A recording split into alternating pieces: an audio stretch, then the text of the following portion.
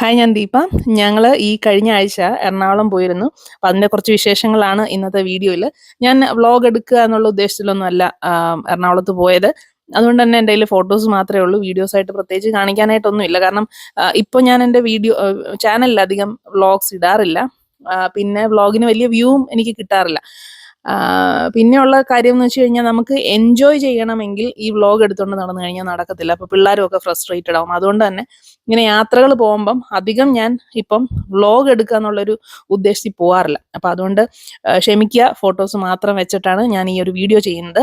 അപ്പം ഈ ഒരു വീഡിയോയുടെ ഉദ്ദേശം എന്താണെന്ന് വെച്ച് കഴിഞ്ഞാൽ, ഞാൻ ശരിക്കും പറഞ്ഞാൽ ഇതിൻ്റെ റൈറ്റപ്പ് പോലെ കുറച്ച് റീൽസ് ഇടുകയും അതിൻ്റെ സ്റ്റോറീസ് റൈറ്റപ്പ് ആയിട്ട് ഇടുന്നുണ്ടായിരുന്നു.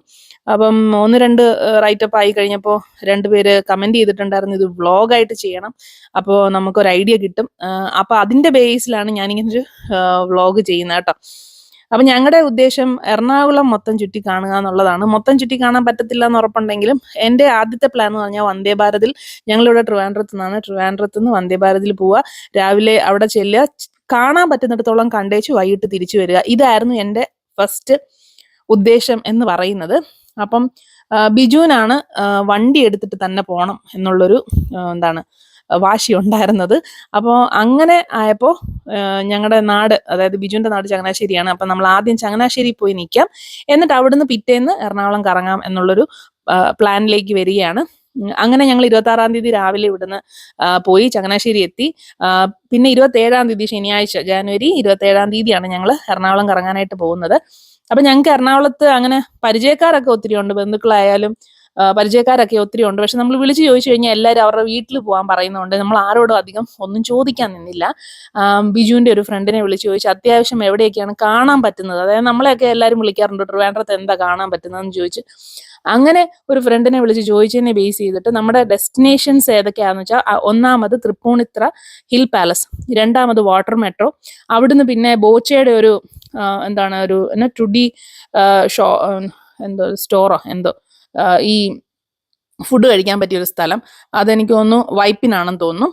പിന്നെ അവിടുന്ന് തിരിച്ചു വന്നിട്ട് പിന്നെ നമുക്ക് മട്ടാഞ്ചേരി ജ്യൂസ് സ്ട്രീറ്റ്, അത് കഴിഞ്ഞിട്ട് പിന്നെ മേത്ര ബസാർ, ഇത്രയും കണ്ട് മറൈൻ ഡ്രൈവും കണ്ട് തിരിച്ചു വരിക എന്നുള്ളതായിരുന്നു ഉദ്ദേശം. ഇതെല്ലാം കൂടെ ഒരു ദിവസം നടക്കണം കേട്ടോ. അപ്പോൾ എന്തായാലും നമ്മൾ ഇറങ്ങിയിട്ട് നമുക്ക് ആദ്യം പറ്റിയൊരു പറ്റെന്ന് വെച്ച് കഴിഞ്ഞാൽ, നമ്മൾ വീട്ടിൽ നിന്ന് ഒന്നും കഴിക്കാതായി ഇറങ്ങിയത്. ഇച്ചിരി രാവിലെ ഇറങ്ങാമെന്ന് വിചാരിച്ച് ഇറങ്ങിയെങ്കിലും പോയ വഴിക്ക് ഫുഡ് കിട്ടാത്തത് കൊണ്ട് നമുക്ക് എല്ലാവർക്കും കൂടെ അങ്ങോട്ട് ഗ്യാസ് കയറി. അതായത് ഞങ്ങൾ ചങ്ങനാശ്ശേരിയിൽ നിന്ന് എനിക്കൊന്ന് കോട്ടയം റൂട്ടാന്ന് തോന്നുന്നു ഞങ്ങൾ എറണാകുളം പോയത്. അപ്പോൾ ഒരു 2 മണിക്കൂറാണ് മാക്സിമം നമുക്ക് എറണാകുളം എത്താനുള്ള സമയം. പക്ഷേ ഇതിനിടയ്ക്ക് ഒന്നും തന്നെ നല്ല ഹോട്ടലുകളൊന്നും തന്നെ ഇല്ലായിരുന്നു. കുറേ അങ്ങോട്ട് പോയതിന് ശേഷം എറണാകുളം അടുക്കാറായപ്പോഴാണ് നമുക്ക് ഹോട്ടൽ കണ്ടത്. അതുകൊണ്ട് തന്നെ ഒരു 10 മണിയായി ഞങ്ങൾ ഫുഡ് കഴിച്ചപ്പോൾ. അപ്പോൾ തന്നെ എല്ലാവരും ഡൗൺ ആയി. കാരണം അതെല്ലാം ഈ ഉച്ചയ്ക്ക് ശേഷം തുറക്കുന്ന കടകളായിരുന്നു. കടകളൊക്കെ ഒത്തിരി ഉണ്ടായിരുന്നെങ്കിലും എല്ലാം ഉച്ചയ്ക്ക് ശേഷം തുറക്കുന്ന കടകളായിരുന്നു. അപ്പം അതൊരു പറ്റി. എനിവേ, ഫുഡൊക്കെ കഴിച്ചതിന് ശേഷം ഞങ്ങൾ അത്യാവശ്യം ഉഷാറായി. അപ്പം എനിക്ക് ശരിക്കും എറണാകുളത്ത് വേറെ 2 അത്യാവശ്യങ്ങളും കൂടെ ഉണ്ടായിരുന്നു. എനിക്ക് എറണാകുളത്ത് നിന്ന് ഈ നമ്മുടെ മാനിക്വിൻ്റെ ഒരു സംഭവം മേടിക്കണം എന്നുണ്ടായിരുന്നു.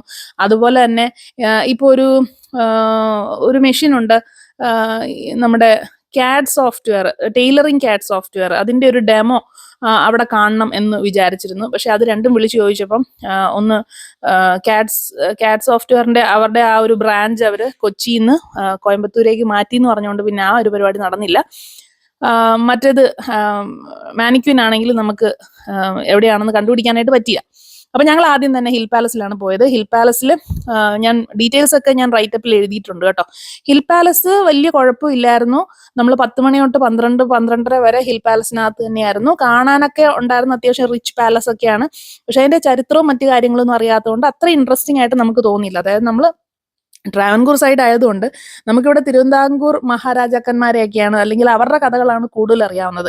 ഈ കഥകളൊന്നും അറിയാത്തത് കൊണ്ട് കുറേയൊക്കെ ഇങ്ങനെ നോക്കി നിന്ന് മനസ്സിലാക്കിയിട്ട്, പിള്ളേർക്കൊക്കെ അത് വായിച്ചു നോക്കാനൊക്കെ ഇൻട്രസ്റ്റ് ഒക്കെ ഉണ്ടായിരുന്നു. കുറച്ചൊക്കെ നോക്കിയിട്ട് നമ്മുടെ 12:30 ആയപ്പം നമുക്ക് അടുത്ത വിശപ്പ് തുടങ്ങി. അപ്പോൾ നമ്മൾ ആലോചിച്ചു, ഓക്കെ ഇനി നെക്സ്റ്റ് ഡെസ്റ്റിനേഷൻ നമുക്ക് പോകാം. അപ്പോൾ വാട്ടർ മെട്രോ എടുത്ത് പോകണം. അപ്പോൾ അങ്ങനെ ഗൂഗിൾ മാപ്പിൽ വാട്ടർ മെട്രോ എന്താണ് സ്റ്റേഷൻസ് തപ്പിക്കഴിഞ്ഞപ്പോൾ നമ്മളൊക്കെ കിട്ടിയത്, നമ്മളെ ഗൂഗിൾ അമ്മച്ചി കൊണ്ടുപോയത് വൈറ്റിലയിലാണ്. ശരിക്കും അവിടെ അല്ലായിരുന്നു, എനിക്കൊന്ന് ഹൈക്കോർട്ട് അവിടെയായിരുന്നു പോകേണ്ടിയിരുന്നത് നമുക്ക് വൈപ്പിനിലേക്ക് പോകണമെങ്കിൽ. അപ്പം അതുകൊണ്ട് നമ്മളവിടെ എത്തിയപ്പോൾ തന്നെ ഏതാണ്ട് 1:30 പിന്നെ അതിൻ്റെ അടുത്ത സമയം എന്ന് പറഞ്ഞാൽ 2-2:15 അടുത്ത മെട്രോയുടെ സമയമാവും. അപ്പൊ അതുകൊണ്ട് പിന്നെ നമ്മൾ പിന്നെ അവിടുന്ന് ഹൈക്കോർട്ടിലേക്ക് പോകാനൊന്നും നിന്നില്ല. വൈറ്റില സ്റ്റേഷനിൽ നിന്ന് തന്നെ കയറി. ഒരു പുതിയ എക്സ്പീരിയൻസ് ആയിരുന്നു. നമ്മൾ അങ്ങനെ വാട്ടർ മെട്രോ ഇതുവരെ എക്സ്പീരിയൻസ് ചെയ്തിട്ടില്ല. സംഭവം കൊള്ളാം, നല്ല വൃത്തിയും വെടുപ്പും നല്ല ഡിസിപ്ലിൻഡ് ആയിട്ടുള്ളൊരു സംഭവമാണ്. അപ്പൊ നമ്മൾ പിന്നെ മെട്രോയിലൊന്നും കയറിയിട്ടില്ല. മെട്രോയിൽ നമ്മൾ ബാംഗ്ലൂർ ഒരു മെട്രോയിൽ കയറിയിട്ടുണ്ടെന്നല്ലാതെ ഇവിടെ എറണാകുളത്തെ മെട്രോയിൽ ഞാൻ കയറിയിട്ടില്ല കേട്ടോ. അപ്പൊ അത് വേണ്ടാന്ന് വെച്ചു, നമുക്ക് വാട്ടർ മെട്രോ ട്രൈ ചെയ്യാം. നല്ലൊരു റൈഡായിരുന്നു. നമ്മളങ്ങനെ അധികം ക്ഷീണമൊന്നും അറിയത്തില്ല, ഒരു കുടുക്കോ അങ്ങനെയൊന്നുമില്ല. വളരെ വളരെ സ്മൂത്ത് റൈഡായിരുന്നു. നമ്മൾ പിന്നെ അവിടുന്ന് കാക്കനാടാണ് നമ്മുടെ സ്റ്റേഷൻ. കാക്കനാട് ഇറങ്ങി നമ്മൾ ഫുഡ് കഴിച്ചേച്ച് നേരെ തിരിച്ച് ഇതിൽ തന്നെ നമ്മളിങ്ങ് തിരിച്ചു പോകുന്നു എന്നുള്ളതാണ്. പിന്നെ ഉള്ളത് ഈ വാട്ടർ മെട്രോ റൈഡിനകത്ത് നമുക്ക് കാണാനായിട്ട് ഒത്തിരി സ്ഥലങ്ങളുണ്ട്. നല്ലൊരു സീനിക് ബ്യൂട്ടിയാണ്, നല്ല നല്ല രസമാണ്, പിള്ളേർക്കൊക്കെ ഇഷ്ടപ്പെട്ടായിരുന്നു. പിന്നെ AC ഒക്കെ ഉള്ളതുകൊണ്ട് വലിയ ക്ഷീണമൊന്നും അറിഞ്ഞില്ല. അപ്പോഴത്തേക്കും നമ്മൾ പകുതി തളർന്നിരിക്കുക, നമുക്കൊരു പായും തലണയൊക്കെ കിട്ടിയ കിടക്കാമെന്നുള്ളൊരു മട്ടിലാണ് നമ്മൾ ഉണ്ടായിരുന്നത്. അപ്പൊ അത് കഴിഞ്ഞ് ഇപ്പൊ ഫുഡും സമയം തെറ്റിയാ കഴിച്ചു. ഒരു 2-2:30 നമ്മൾ ഫുഡ് കഴിച്ചപ്പോൾ. പിന്നെ തിരിച്ച് നമ്മള് വൈറ്റിൽ തന്നെ തിരിച്ചെത്തിയപ്പോഴത്തേക്കും 3-3:30 പിന്നെ നമ്മൾ ജ്യൂസ് സ്ട്രീറ്റ് എന്ന് പറഞ്ഞ് തപ്പി നടക്കലായിരുന്നു. ഈ ജ്യൂസ് സ്ട്രീറ്റ് എന്ന് പറഞ്ഞ് ഗൂഗിളിൽ അടിച്ചു നോക്കുമ്പം നമ്മളുടെ ഉദ്ദേശം മട്ടാഞ്ചേരി ജൂ പാലസും ജ്യൂസ് സ്ട്രീറ്റും അങ്ങനെയൊക്കെയായിരുന്നേ. പക്ഷെ നമ്മളെ കൊണ്ട് ജ്യൂസ് സ്ട്രീറ്റ് എന്ന് പറഞ്ഞ് എത്തിച്ചത് ഈ അതിന്റെ പേര് മറന്നുപോയി, ബ്രോഡ്വേയുടെ സൈഡിലും ഒരു ജ്യൂസ് സ്ട്രീറ്റ് ഉണ്ട്. അത് ആണ് ഈ ഗൂഗിൾ മാപ്പ് കാണിച്ചു തന്നത്. അപ്പം ഞങ്ങൾ കുറേ നേരം അവിടെ കിടന്ന് വട്ടം ചുറ്റി. അവസാനം സമയമില്ലെന്ന് കണ്ടപ്പം ഞാൻ കുറേ പ്ലാൻസ് ഒക്കെ, മട്ടാഞ്ചേരി നമുക്ക് വിടാം, പിന്നീട് ഒരിക്കലാവാം എന്ന് പറഞ്ഞ് ഞങ്ങൾ പിന്നെ ബ്രോഡ്വേ തപ്പി യാത്രയായി. അപ്പോൾ ബ്രോഡ്വേയിലേക്ക് നമ്മൾ വഴി കണ്ടുപിടിച്ച് അവിടെ എത്തിക്കഴിഞ്ഞപ്പോഴത്തേക്ക് നമുക്ക് മനസ്സിലായി നമ്മുടെ വണ്ടി അവിടെ പാർക്ക് ചെയ്യാൻ പറ്റത്തില്ല എന്ന്. അങ്ങനെ പിന്നെ ഞങ്ങൾ വീണ്ടും തിരിച്ച് നമ്മൾ ബ്രോഡ്വേയിലേക്ക് പോയ വഴി എന്ന് പറഞ്ഞാൽ സുഭാഷ് പാർക്ക് എന്ന് പറഞ്ഞ, പിന്നെ ഇന്ദിരാഗാന്ധി പാർക്കോ, അങ്ങനെ 2 പാർക്ക് അടുപ്പിച്ചുള്ള ഒരു വലിയ സ്ഥലം, ഒരു വലിയൊരു നീണ്ട ഒരു റോഡിന്റെ സൈഡിലാണ്. അപ്പം നമ്മൾ വീണ്ടും തിരിച്ച് വണ്ടി കൊണ്ടുവന്ന് സുഭാഷ് പാർക്കിന്റെ അപ്പുറത്തെ സൈഡിൽ വണ്ടി പാർക്ക് ചെയ്തിട്ട് അവിടെ നിന്ന് നമ്മൾ ഓട്ടോ പിടിച്ചാണ് ബ്രോഡ്വേയിലേക്ക് പോയത്. അപ്പൊ നമ്മൾ പറഞ്ഞായിരുന്നു മേത്തർ ബസാർ ആണെന്ന് പറഞ്ഞുകൊണ്ട് ബ്രോഡ്വേക്ക് അകത്ത് മേത്തർ ബസാറിന്റെ ഫ്രണ്ടിൽ തന്നെ കൊണ്ടുവന്ന് ഓട്ടോറിക്ഷക്കാരനെ ഇറക്കി തന്നു. അപ്പൊ പുള്ളിയുടെ വക കുറെ കോമഡി ഒക്കെ ഉണ്ടായിരുന്നു. അതൊക്കെ എൻജോയ് ചെയ്ത് നമ്മൾ പിന്നെ എല്ലായിടവും ഒന്ന് കയറി. മേത്തർ ബസാറൊക്കെ എപ്പോഴും ഞാൻ യൂട്യൂബിലൊക്കെ കാണാറുള്ളതാണ് മേത്തർ ബസാറിനെ പറ്റി പറയുന്നത്. അതിനകത്തുള്ള കൃഷ്ണ ലേസ് സെന്റർ അങ്ങനെയുള്ള കുറെ കടകളൊക്കെ കണ്ടു. ഒന്നും വാങ്ങിച്ചൊന്നുമില്ല, കാരണം ഇതേ സാധനങ്ങളൊക്കെ നമുക്ക് ഇവിടെ കിട്ടും. വില താരതമ്യേന എറണാകുളത്ത് കുറവാണ്. പിന്നെ അതിന്ന് പിന്നെ പെൻഡാമേനക ആ വഴിയൊക്കെ കറങ്ങി ജ്യൂസ് സ്ട്രീറ്റും കണ്ടു. അങ്ങനെയുള്ള സ്ഥലങ്ങളെല്ലാം തപ്പി കണ്ടുപിടിച്ച് സ്ഥലങ്ങളെല്ലാം കണ്ടു, കാര്യങ്ങളെല്ലാം കണ്ടു, മനസ്സിലാക്കി, പിള്ളേരെ കാണിച്ചു. പിന്നെ അവിടുന്ന് പതുക്കനെ നടന്ന് മറൈൻ ഡ്രൈവില്, അപ്പോഴത്തേക്ക് രാത്രിയായി. മറൈൻ ഡ്രൈവില് ഒക്കെ ഒന്ന് പോയി ഇരുന്ന് കുറച്ചു നേരം വായൊക്കെ നോക്കി ഇരുന്നിട്ട് പിന്നെ ഞങ്ങൾ പതുക്കനെ നടന്ന് തിരിച്ച് നമ്മുടെ അപ്പോഴത്തേക്കും മെറൈൻ ഡ്രൈവ് എന്ന് പറയുന്നത് ഈ പാർക്കുകളുടെ പാരലായിട്ട് വരുന്നൊരു ഇതാണ്. ഒത്തിരി ഉണ്ട്. മെറൈൻ ഡ്രൈവ് എന്ന് പറഞ്ഞാൽ അതിന്റെ പ്രോപ്പർ സ്ഥലത്തല്ല. നമ്മൾ ഈ ബ്രോഡ്വേയുടെ നേരെ ഓപ്പോസിറ്റ് നോക്കിക്കഴിഞ്ഞാൽ നമുക്ക് മെറൈൻ ഡ്രൈവിന്റെ ഒരു പോർഷൻ കാണാം. അവിടുന്ന് നേരെ നടന്നു കഴിഞ്ഞാൽ നമ്മൾ സുഭാഷ് പാർക്കിന്റെ എൻഡിലെത്തും. അവിടുന്ന് നമുക്ക് വണ്ടി പിടിച്ച്, നമ്മുടെ വണ്ടി അവിടെ കിടപ്പുണ്ട്, അവിടുന്ന് വണ്ടി പിടിച്ച് നേരെ തിരിച്ച് ചങ്ങനാശ്ശേരി പോവാം. അതാണ് നമ്മൾ ചെയ്തത്. അപ്പം സമയം ഏതാണ്ട് 7-7:30 നമ്മൾ പ്രത്യേകിച്ച് ഒന്നും തന്നെ വാങ്ങിച്ചില്ല. നമുക്ക് ജസ്റ്റ് എറണാകുളം എക്സ്പീരിയൻസ് ചെയ്യുക എന്നുള്ള ഉദ്ദേശമായിരുന്നു. അപ്പം ഇനി ഒരു വരവ് കൂടെ വരേണ്ടി വരും എന്നുള്ളത് മനസ്സിലായി. പിന്നെ പോയിട്ട് മിക്ക ഫ്രണ്ട്സിനെയും ബന്ധുക്കളൊന്നും വിളിച്ചില്ല എന്ന് പറഞ്ഞ് പരാതികളൊക്കെ ഒത്തിരി ഉണ്ടായിരുന്നു. പക്ഷെ നമ്മുടെ ഉദ്ദേശം ഇതായിരുന്നു.